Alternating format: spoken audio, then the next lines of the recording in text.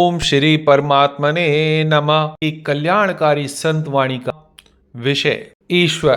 भगवान संसार की दृष्टि से न्यायकारी हैं, ज्ञान की दृष्टि से उदासीन हैं और भक्ति की दृष्टि से दयालु हैं। भगवान तीनों हैं और तीनों से रहित भी हैं। फर्क हमारी दृष्टि में है। किसी घटना में भगवान का क्या हित भरा है, इसको हमारी बुद्धि नहीं पकड़ सकती। अगर हम अपनी बुद्धि से भगवान की परीक्षा करेंगे तो भगवान फेल हो जाएंगे। इसलिए अपनी बुद्धि से पकड़ने की चेष्टा न करें, प्रत्युत अपनी बुद्धि को उनके अर्पित कर दें कि भगवान जो कुछ करते हैं उसमें उनकी कृपा और सबका हित भरा होता है। भगवान जैसे वैकुंठ में वैसे के वैसे ही नरकों में भी हैं। जो कहीं हो कहीं ना हो वह भगवान नहीं हो सकता। जो किसी का हो किसी का न हो वह भगवान नहीं हो सकता। यदि है रूप से परमात्मा को ही माने तो कौन सा रूप बाकी रहा।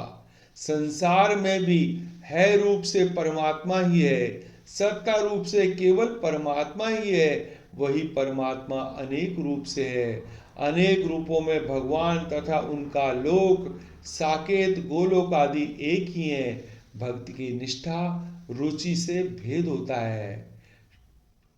शास्त्रों में तत्व का जो वर्णन आता है वह हमारी दृष्टि से है।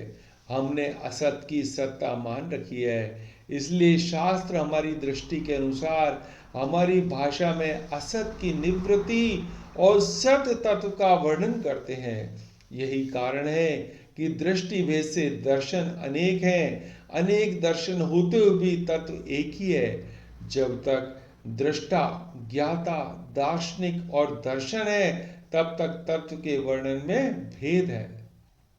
जब तक भेद है तब तक तत्व नहीं है, क्योंकि तत्व में भेद नहीं है। दूसरे शब्दों में जब तक अहम जड़ चेतन की ग्रंथि है तब तक भेद है।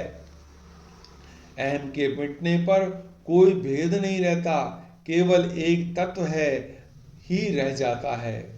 सब तत्व एक ही है। उस तत्व का वर्णन नहीं होता, क्योंकि वह मन, बुद्धि और वाणी का विषय नहीं है। यतो वाचो निवर्तते अप्राप्य मनसा सहा, मन समेत जहि जान न बानी, तरकी न सकई सकल अनुमानी। जहां वर्णन है वहां तत्व नहीं है, और जहां तत्व है वहां पर वर्णन नहीं है।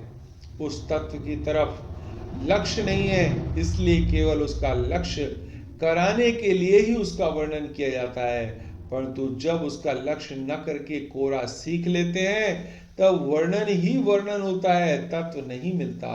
उसका लक्ष्य रखकर वर्णन करने से वर्णन तो नहीं रहता, पर तत्व रह जाता है।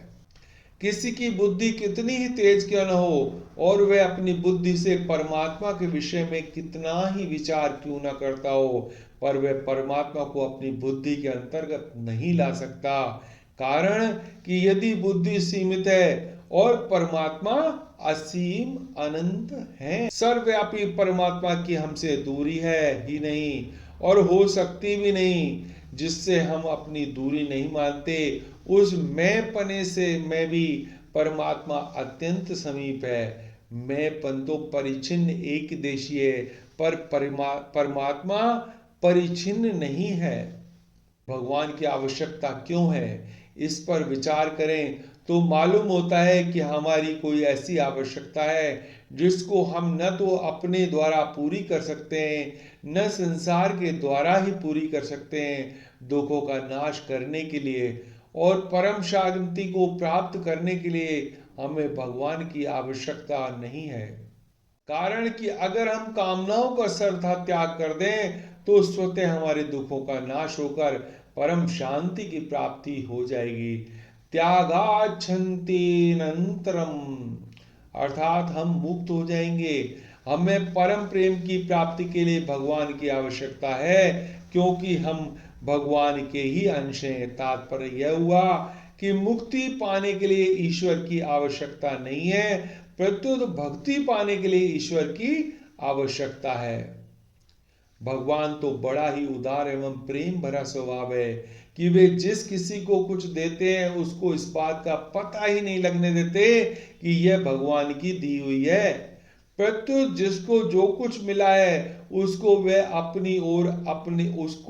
अपनी और अपने लिए ही मान लेता है। यह भगवान का देने का एक विलक्षण ढंग है।